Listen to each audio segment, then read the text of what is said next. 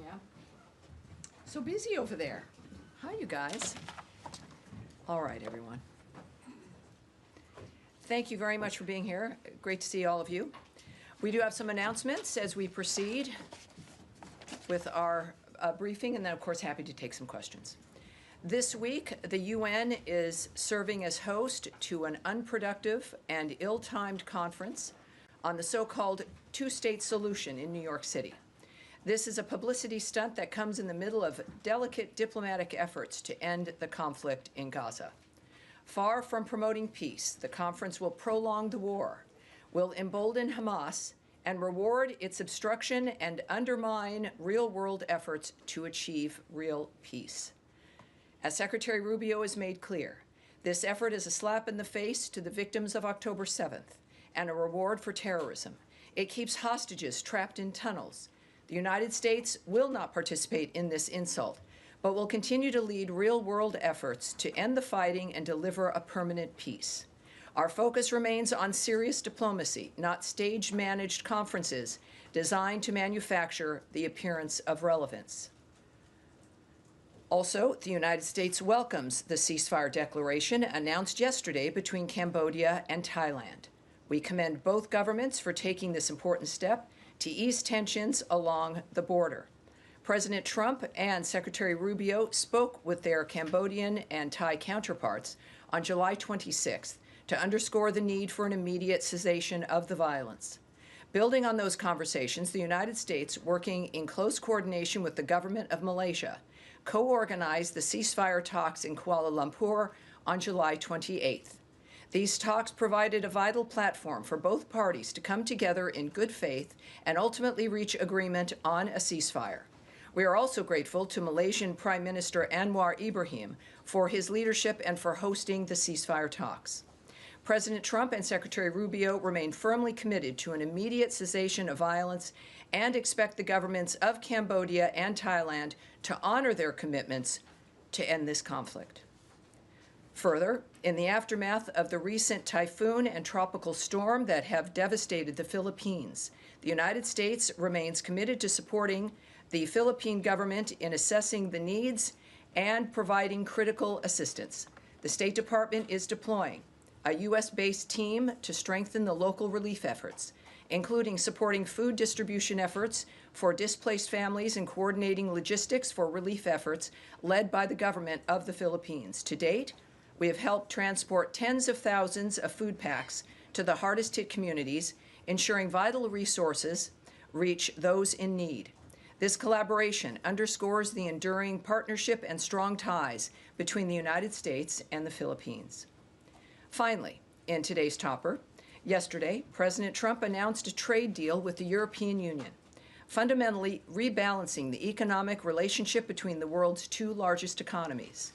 This deal marks a generational modernization of the transatlantic alliance and will provide Americans with unprecedented levels of market access to the European Union. The deal bolsters America's economy and manufacturing capabilities. The EU will purchase $750 billion, with a B, my favorite, of U.S. energy and make new investments of $600 billion in the United States, all by 2028. Through decisive leadership and an unyielding commitment to American workers, President Trump has delivered yet another agreement that positions the United States as the world's preeminent destination for investment, innovation, and advanced manufacturing. Since day one, President Trump challenged the assumption that American workers and businesses must tolerate unfair trade practices that have disadvantaged them for decades and contributed to our historic trade deficit. Yesterday's announcement opens up historic market access to the second largest economy in the world, reestablishing the strong, positive, long-term relationship between the United States and its key ally, the European Union. And before we begin, and I'll take your questions, we've switched things up a little bit here in the front row. I'm looking at some new faces, while all the faces that you guys recognize at home, watching the briefings for these last 6 months, recognize. I have to say that the bullpen members and the individuals that you see on camera have their own fan bases, if you will. So people are excited, of course, each day to see the exchanges, and I appreciate that. But what people may not know are the number of people who come to this room for each briefing, who are journalists with outlets that speak to people around the world. And we think it's time, as I'm used to seeing, well, you far back there, nice to see you, Nadia as well. But I'll be introducing you to the front row today. It'll change for each briefing. But this is an opportunity for us to get to know you, for further experience and advancement, for the nature of what Americans in the world see as we answer these questions. Saeed, of course, has his own fan club. But nice to see you over here. It's a little confusing as opposed to over there. So just as a reminder, for those of you watching at home, whether it be C-SPAN, of course, or our State Department account on X, et cetera, wherever you may be viewing us. First, over here is Saeed. Saeed is with Al-Quds, a bullpen member, as a matter of fact. And Tim with the Washington Examiner here. Welcome aboard, Tim. We also have Yelena, yes, from NTN from Colombia. Vaughn is here with Washington Times. And Danielle, as we noted, and Nadia, who you've also gotten to know here at our briefing. So welcome to the front row. Again, it will change for each briefing. I don't know what Tommy has in mind for Thursday. He'll be briefing on Thursday as usual. But let us begin with your questions. I'll start with the front row. Yes, sir. Vaughn. President Trump and Israeli Prime Minister Benjamin Netanyahu have issued seemingly contradictory statements on the humanitarian crisis in Gaza. Is there a rift emerging between the two leaders, and how is this impacting peace efforts, if at all? Well, of course, what I won't comment on is the nature of a relationship. What we've seen between the president and the prime minister has been a very good relationship. Certainly, this is a fluid, dynamic situation. That's an understatement when it comes to what's happening in Gaza, especially with the new efforts regarding the humanitarian assistance. Certainly, the president's point of view regarding what we need to do and continue to do, which we have been doing, which is facilitating the food assistance through GHF, but also, of course, the financial investment and the president's work and this government's work and Secretary Rubio's work to stop the carnage, to have a ceasefire, to get the hostages released, and to have the killing stopped. I think that when we look at the nature of remarks by the president, there's one thing that's clear. That everyone can agree on is that it is his humanitarian nature to focus on diplomatic solutions, but he is a realist and and he'll go and do what he needs to realize what his goals are, which is peace and a ceasefire. And also, I think the recognition that no one has denied, we have not denied it in this room, that the humanitarian assistance to this point has not been enough. My argument is that it would never be enough in that obscene, unnatural environment. And so we're proceeding in that regard, and of course, with President Trump's leadership, as he noted yesterday, to do even more to assist when it comes to food and other aid. So that's, I think, without getting ahead of the president, as we'll learn more about what his plans are coming up. We know the secretary, of course, has led the way in this regard as well. But the focus remains certainly the humanitarian aid, and our focus remains also on a ceasefire and ending that carnage.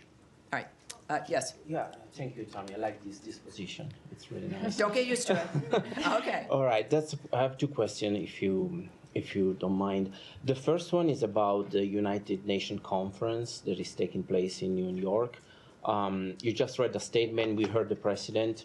We all agree that Hamas attacked Israel October 7th. But there were like 193 nations attending. So my question, led by the French and the Saudis, that struck a deal also with the United States in a couple of months ago. So we understand there's going to be, hopefully, the president is only 6 months in his mandate with the secretary, and they're fighting for a peace deal. But the question is how the State Department envisioned the future for the Palestinian and the Palestinian state. Yes. Is there going to be a Palestinian state, or they're pushing for one state first of all, solution? the president has noted, as has Secretary Rubio, that at least they are envisioning a future, which is not something that most people can say. All of their work has led to getting to a point where we can discuss and envision that future and then act on that. regardless of the conflict that has been worked on, whether it's Russia, Ukraine, the Gaza Strip, or anywhere else, you can't really begin to contemplate what's next until people stop killing each other. We are still at that point. We have not, because of Hamas's recalcitrance and refusal to lay down its arms, refusal to release the hostages, we're not at a point where we're looking at, what is next. We know things will have to be rebuilt. The president has made remarks in that regard. But from the beginning, calling for new ideas and a new way forward so that it's not just a repeat of what we've experienced for generations now. And if I can do a follow-up about the Gaza Humanitarian Foundation. Yesterday, the president also talked with the UK Prime Minister, and the UK will help in the Humanitarian Foundation, in the aid. So what are we going to see next? Is the president at the State Department see that this organization somehow maybe is not working out for different reasons? Well, what I said from the start is that this is not about what has not worked. Clearly, we're now, I think, close to 100 million meals have been distributed by GHF. But as we've discussed, there has to be more. There's always had to be more. The calls from the president, from the secretary, and even GHF has been, have more, join us. There needs to be more ideas, more movement. We know, of course, there have been some airlifted airdrops of food. There's been corridors there's a window for corridors for delivery of more aid. And that's, of course, that's good, that's important. But adding to the aid and to the mechanisms that are there is what we've all called for. It is not an indication that there should be only one. It should be, everyone should be contributing to helping to make a difference here. So far, it has been GHF with a mechanism that has worked to keep the aid out of the hands of Hamas. And that has been fundamental. So it's good news. And of course, as the president returns to the United States, no doubt we'll have more information about how much more good news we'll have regarding aid and supplies. Yes. Thank you. Thank you. And hold on, please. Hold on. Me? No, Thank you, Tammy. no, not you. I don't. Maybe it's my pointing, or maybe because there's a tall guy here. Yes, ma'am. Thank you. I just want to follow up on what Trump has said about setting up new food centers. Will Sure. these be part of the GHF? We don't know the framework of how something would proceed regarding the details. I'm waiting for the president to return and don't want to get ahead of him regarding announcements and what the framework would be. When do you expect this to be announced? Considering the nature of the urgency of the situation and everything that President Trump does, very quickly and very soon.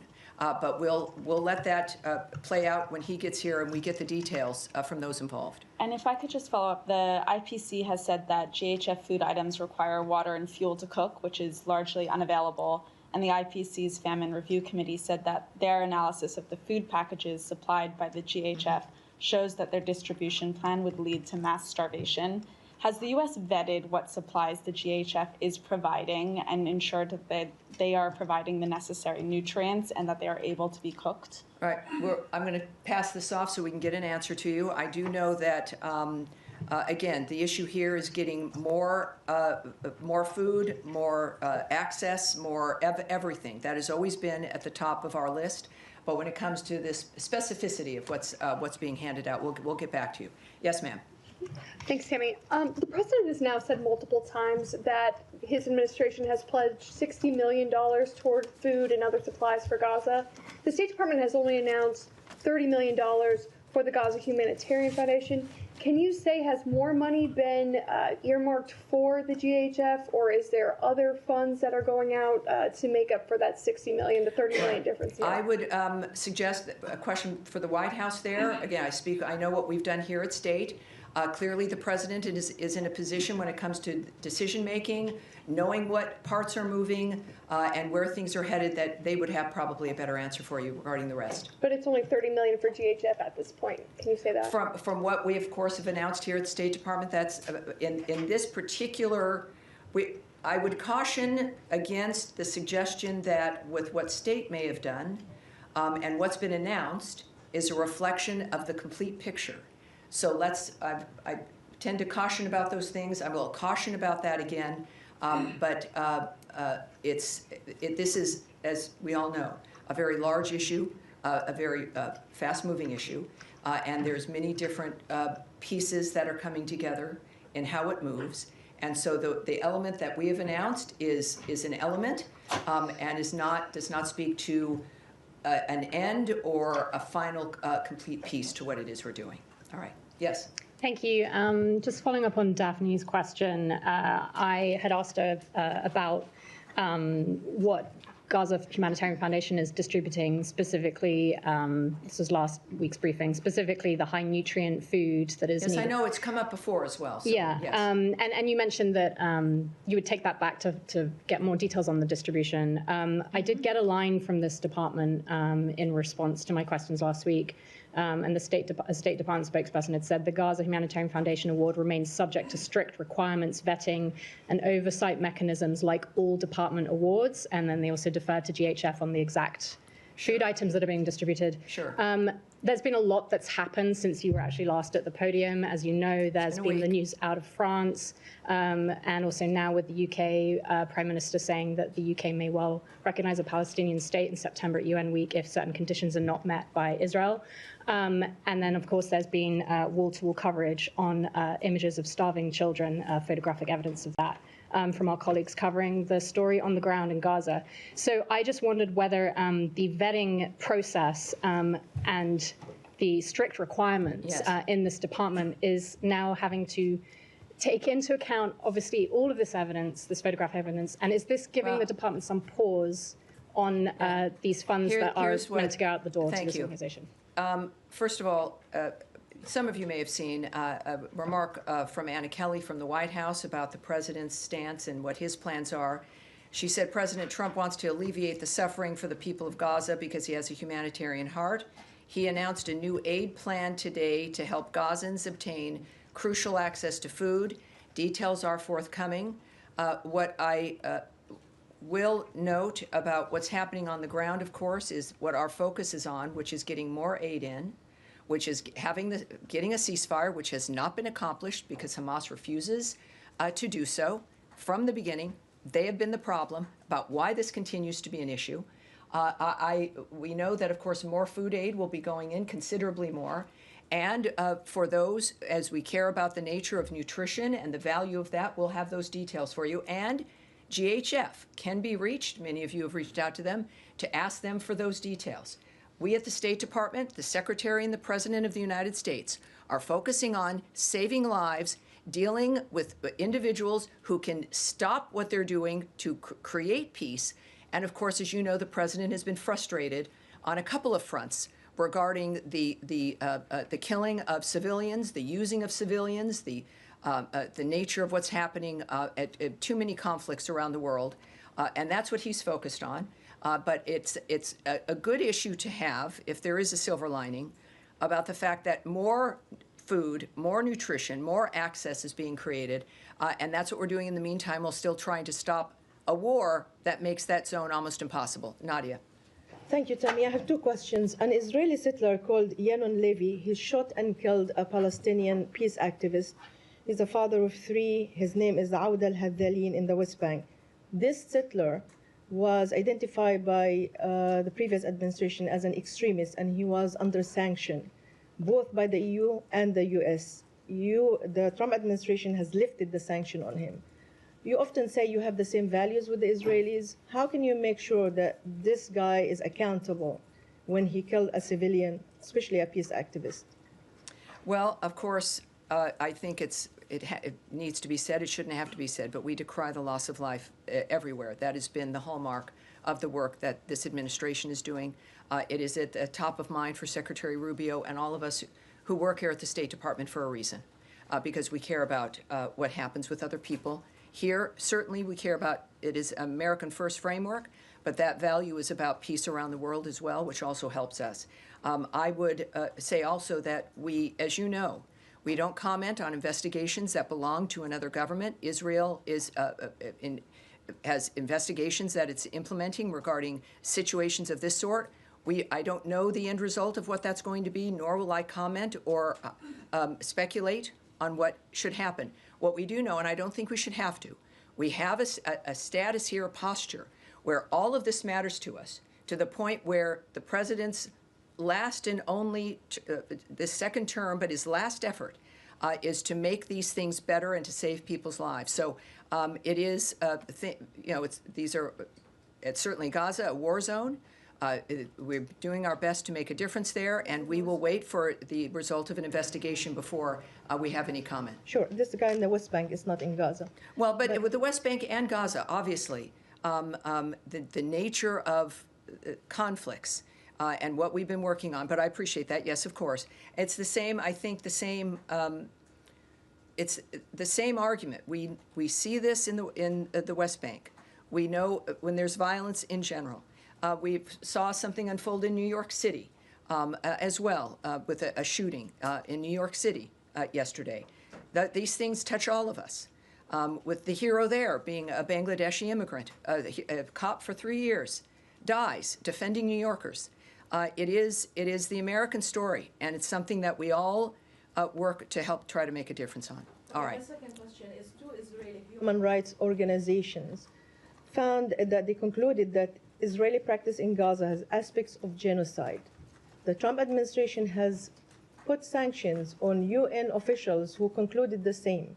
So are you going to sanction this human rights organization, or are you going to change your position? Well, I appreciate that, Nadia, but of course, you know, I'm not going to speculate or say what actions will be. I'm not going to comment on outrageous allegations, effectively, which have also been disputed. But I will, again, you know, I won't preview things or guess or speculate about actions in any regard. All right. Yes. Can I just ask you about the trucks that are getting into Gaza? Over the weekend, there was an uptick, I think, over 100 trucks that got in on Sunday. But at times during this crisis, there have been upwards of 300 trucks delivering humanitarian aid into Gaza. What is the number of trucks that this administration wants to see Israel allow into Gaza on a daily basis? Well, I won't discuss, of course, details with you or the content of conversations or even a specific like that. What I do know is that there is this overarching work that we've done to make sure as much can get in as possible. At the same time, we do know that the UN had noted that they were not moving material in because of the violence. We know it's a war zone. I mean, that has been the overriding issue, and how to make it safe to get food through to those who need it versus into the hands of those who are causing the destruction and using it and weaponizing it. So we don't, I'm not going to speak to you about specifics or if that conversation has been had. We know, of course, it's in everyone's interest to help stop the kind of environment in general that's happening in the Gaza Strip. It's again, monstrous and abnormal, and all of us have an interest in stopping it. And DHS contracts expire at the end of August. Is this administration pushing for those contracts to be renewed? I won't speak on the details of contracts or agreements, or if that's accurate or if it's not. Yes. Thank you so much. Two very quick questions. Secretary Rubio, for the past several months, has been wearing two hats, both leader of the... Four hats. Many hats. But specifically, Department of State and NSC. He has shrunken down the NSC and called it right-sizing. Mm-hmm. And my question is, are these two roles being sort of merged together into the same official, or are they being fulfilled in two separate capacities? Well, I can't speak to the decision-making about the nature of what he's doing as the NSA. I'm here with the State Department. Of course, he is the Secretary of State. What I can tell you is when I've been on various trips where the NSA, the National Security Advisor, and the Secretary have been there together, it's the same kind of work. It's working together seamlessly. Of course, there'll a great deal of time of overlap regarding the nature of what's happening in the world. So it seems and it appears to be working out smoothly and effectively. My second question, today, Kim Yo-jong in North Korea, the sister of Supreme Leader Kim Jong-un, published an official statement regarding the U.S.'s desire to denuclearize the peninsula. While rebuking the United States, the memo did include a line stating that Kim Jong-un's relationship with President Trump is, quote, not bad. And I'm just wondering, if the Department of State is familiar with the nature of bilateral relations between the U.S. and North Korea at this time, and why they might have said that. Well, I would suspect that you should contact the White House when it comes to the relationship between the president and another country. Of course, we do know, as we see now, as we saw in the first term, President Trump's willingness to talk with everyone in order to achieve the peace and prosperity and some semblance of normal life for people around the world. Regarding the note you mentioned, or if it was a social media tweet, I don't have a remark on that, of course, but the White House can tell you more about the president's approach with North Korea. Yes, ma'am. Thank you, Tam. Me? Yes, you. Okay. I have two questions too. The first one is, after President Uribe's conviction, will the U.S. consider any sort of action similar to what we saw after the decision against former President Bolsonaro in Brazil? The first one. And the second one, after you answer? Yeah, so regarding the verdict, the verdict with former President Uribe, yes? Yes, well, the Secretary of State put out a tweet on this as well, noting that former Colombian President Uribe's only crime has been to tirelessly fight and defend his homeland. The weaponization of Colombia's judicial branch by radical judges has now set a worrisome precedent.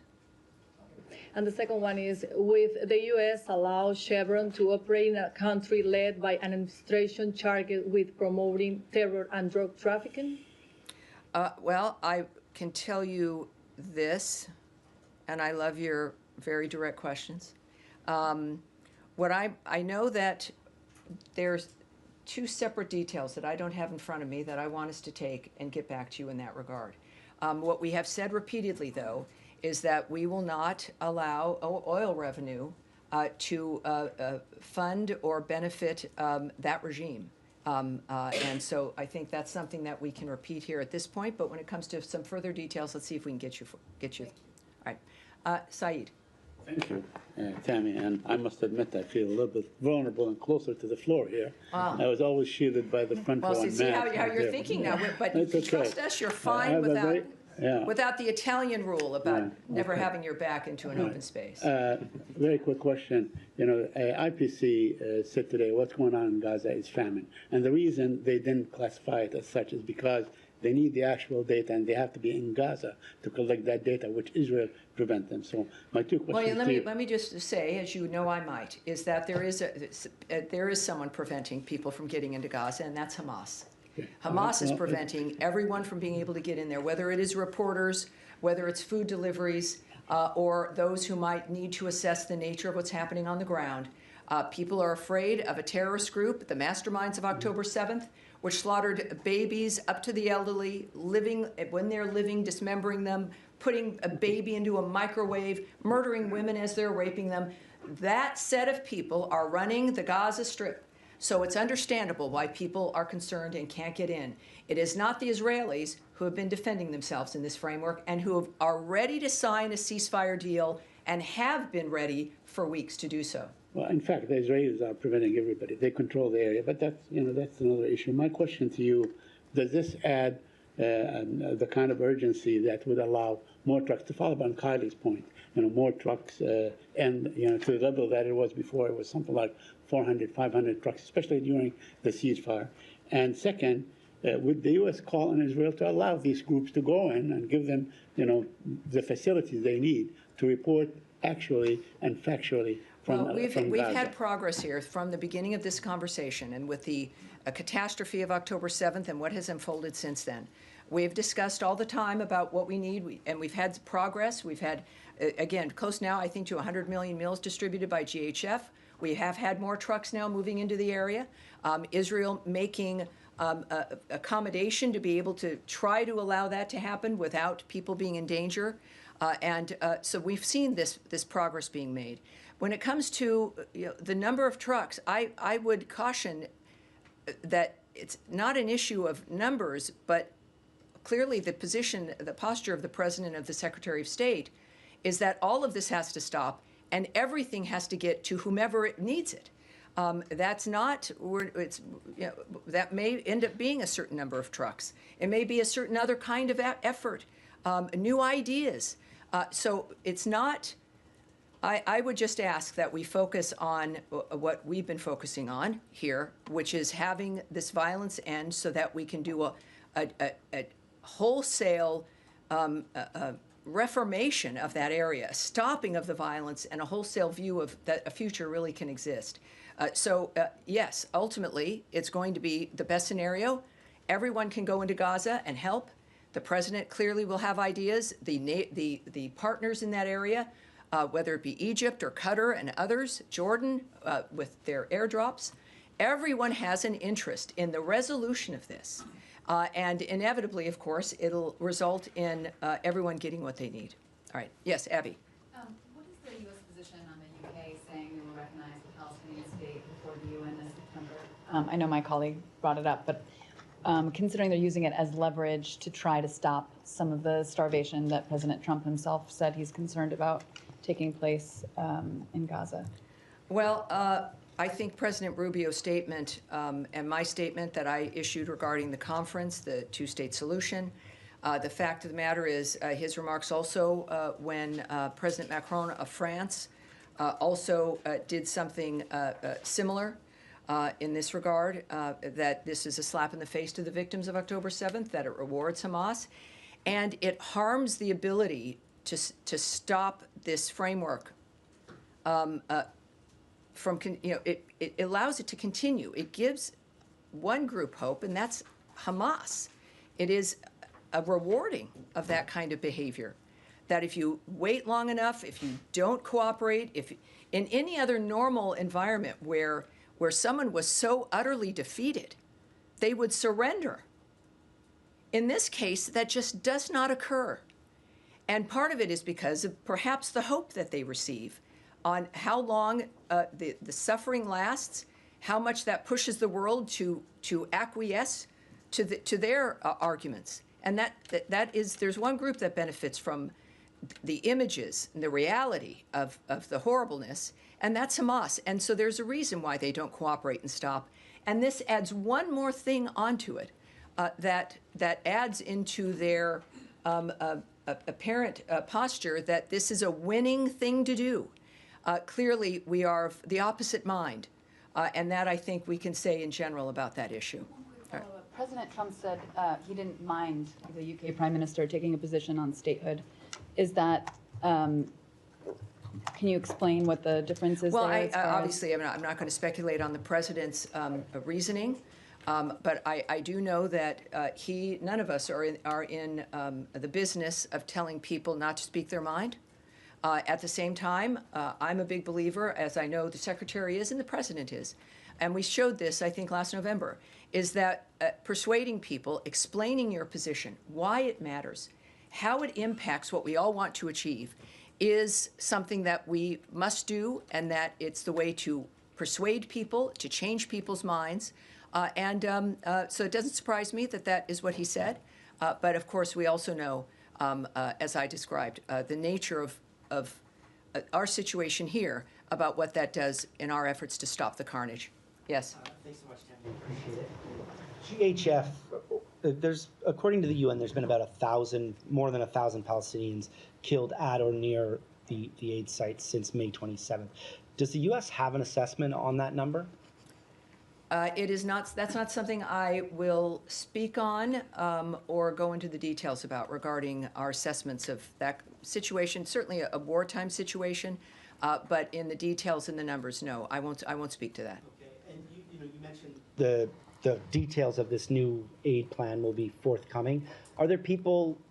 Will they be forthcoming to the State Department, or are they coming from the State Department? Are there people in this building working on something right now? Well, it's the White House who noted that. So the White House noted that the details will be forthcoming. We, of course, all work for the president. He is the guiding hand here, and he gets ideas, and he knows more than all the rest of us know. So we are excited about his commitment, the fact that he and Mrs. Trump are humanitarians and are working first to make America first so that Americans' lives can be predictable and strong, and we have a future we can look forward to, but also that obviously is translating around the world as well. Yes, sir. Thank you, Tammy. We'll move to Ukraine, if I may. We have new deadline, and Ukrainians are certainly hopeful that the president's new deadline and his tough words about Putin, Russia will follow with certain concrete actions. And in fact, yesterday you told the media that now we are going to see some actions. Now, Yes. the caveat that we have 10 days to go. Can you give a sense of Oh, you might not even have 10 days. I would just suggest, even when he set that 50-day timeline for Russia, I think one of the things I've said is, that's, who knows when that could happen. He's had timelines before in which he acted very quickly. With the president, he also noted that he shortened that timeline because he pretty much knew what the situation was. My question is, can you give us any sense of any preparation that going on in this business? So the Russians take it seriously? Well, clearly, President Trump has proven that he should be taken seriously because he's a serious man. And we've seen the results of that around the world. Again, most recently in the Indo-Pacific, and of course, with his envoys and the nature of the commitments we've made. I would say that what's been discussed regularly are sanctions, and the president also brought up the issue of sanctions, and even secondary sanctions, as certain countries are benefiting from buying Russian oil. But that's up to the president. We've known that's in his toolbox. There are many things that he can do, just as there are many things that Secretary Rubio can do and help facilitate. But the president himself mentioned those two dynamics. He has been patient, and that may have been misinterpreted by some people. And I think the time for misinterpretation is now over. On that point, I mean, the president said that he knows the answer, and he also thinks that there's no reason to wait. If there's no reason to wait, then why wait 10 days? Well, again, you're asking, as we know, there are a million fronts in these kinds of dynamics. There's negotiations that go on. I can't speak to what the president's involved in, the conversations that are currently being had, and the importance of what the president says privately and publicly.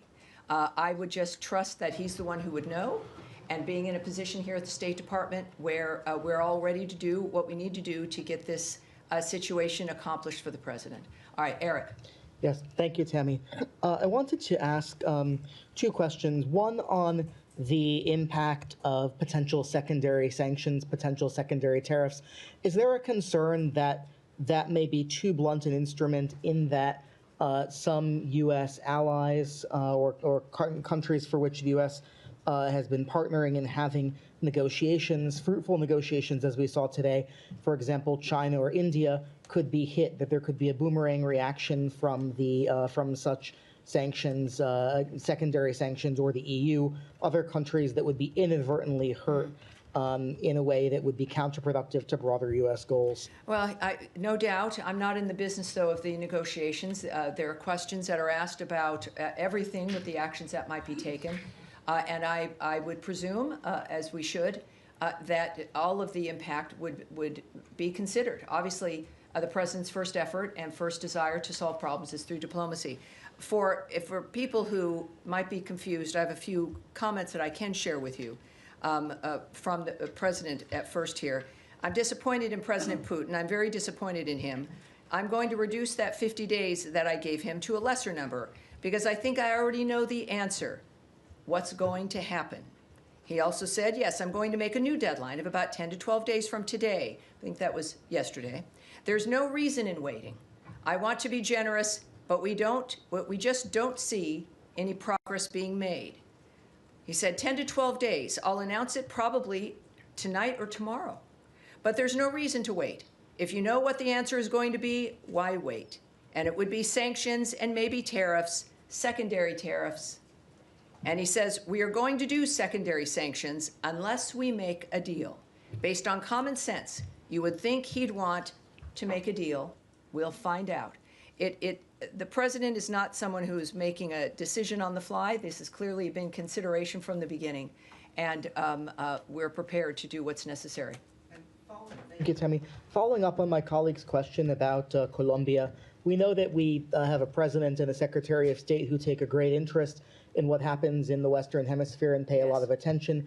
We've seen the president's attack and criticism of the Brazilian judiciary, but I'm wondering what makes a judicial process a radical process or radicalized by judges or otherwise inappropriate. I mean, is it determined by by who ultimately is convicted or charged, or what's the context or the judgment, the qualitative judgment as to what makes a politicized judicial process for this administration? Well, the secretary, like the president's a very talkative young man, and he's very clear about what interests him and why it matters. On virtually every issue, he does long-form interviews. He's got his Twitter that he participates personally in, statements, op-eds, all of which he's personally involved in, and expresses the nature of how he's making his decisions and why. So I will let his work speak for itself, including, again, current comments and no doubt more comments and explanations, if you will, or opinion pieces to help explain why these things matter, why corruption matters, how it might look whatever country you live in, and why it's important to stand up against it. All right. Yes, sir. Yes, hi. Thanks. A lot of my colleagues have asked a lot of the questions I had, so I'm going to totally change subjects, well, if I may. all right. Sounds good to me. There are millions of dollars worth of contraceptives stocked in Belgium that are due to be incinerated in France. It's our understanding that they're still stocked in Belgium. They haven't moved to France. Could you give us an update as to where that stands? I know that the Belgian government is trying to find alternative solutions. Is the U.S. government ready to find alternative solutions, or are they destined to be destroyed? Well, I want to have that taken back. This is a situation that changes each day. What I can tell you is, for those who've asked previously, there are no AIDS drugs involved in this. No PEPFAR dynamics are set to be destroyed. This is a situation regarding birth control and other mechanisms that could be used. First of all, that would violate our Mexico City policy regarding the use of abortifacients, but also the use of some elements that could be used in a kind of forced sterilization framework that some nations do apply, which also we will not facilitate. So we can say that there's no AIDS drugs, no condoms are being destroyed. This is about a long-standing, I think this was a purchase from the previous administration, and so we're dealing with that, but we're aware of it, and we recognize the issues, but we also, of course, are committed to a policy that Americans care about, and we're going to be moving forward. No doubt we'll have some additional information for you in perhaps the coming days. Yes, ma'am. Return to your statement at the top.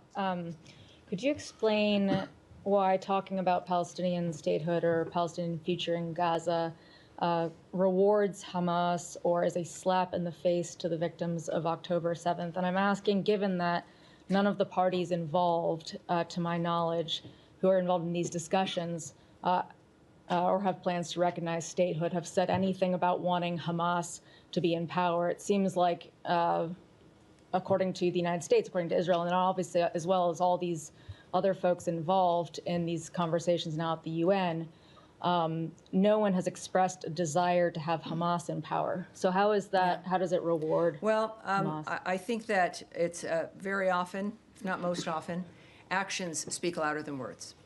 And our argument is that there are certain actions you can take that reward in the midst of the defense of a country after a horrific atrocity implemented on October 7th. And the end result is, create a two-state solution, solve this problem, when in fact the problem was mass murder and just an indescribably obscene environment. And then the continuation of the terrorism of the people of Gaza, the first victims of Hamas. Still, the nature of living in that environment, the hostages that remain held, the weapons that remain held, and a refusal. We had a ceasefire early on. We had a ceasefire on October 7th. We had a ceasefire early on. They broke that. And there is a point where you don't find ways to placate or reward the people that have done such horrible things to humanity. The actions of what is being suggested, and I think we've made clear here, do just that. And it is, I think everyone deserves better. Certainly first the Gazan people, but certainly the world itself. Can I All follow right, up? now we're going to continue. Yes, sir, in the green shirt? It has been reported that Taiwanese President Lai's trip to his Central and South American allies with transit in the U.S. has been postponed. Could you elaborate on this, or did the Washington or the State Department play a part in this delay? Well, I do have something I can tell you about this. Taiwan has not announced any travel plans for President Lai. So that is generally a hypothetical now. I know it's been in the news. There's been a lot of questions and a lot of suppositions here that have happened, but I can say that it is a hypothetical at this point. There have been no plans, travel plans for the president. There's been, as a result, nothing canceled. I can tell you, though, a reiteration that transits by high-level Taiwan officials, including presidents, are fully consistent with our longstanding policy and practice. This has not changed. And just as a reminder for people who may have not heard us say this from the podium, if they're newbies, the United States remains committed to our longstanding One China policy, which is guided by the Taiwan Relations Act, the 3 joint communiques, and the 6 assurances. The United States is committed to preserving peace and stability across the Taiwan Strait. Thank you. All right. Thank you, sir. All right, Abby, one more time. Can the State Department confirm or offer comment on reports that 2 Americans were recently detained in Iran on suspicion of spying for Israel? Have they since been released? Has the State Department or the U.S. been in touch with Iran regarding their detainment? I can't speak to that at this point, but hopefully I can soon. And I think that's going to be it for today. Thank you, everyone. And again, Thursday, a lot of these things might return with more new information, but you never know what's going to happen from one day to the next. Now, the president, I believe, will be back. Tommy Pigott will be at this podium. And thank you so much for being with me today. And my thanks to our guests here on the front row. It was great getting to know you. I appreciate it. And we'll see you again on Thursday. Thanks, everybody.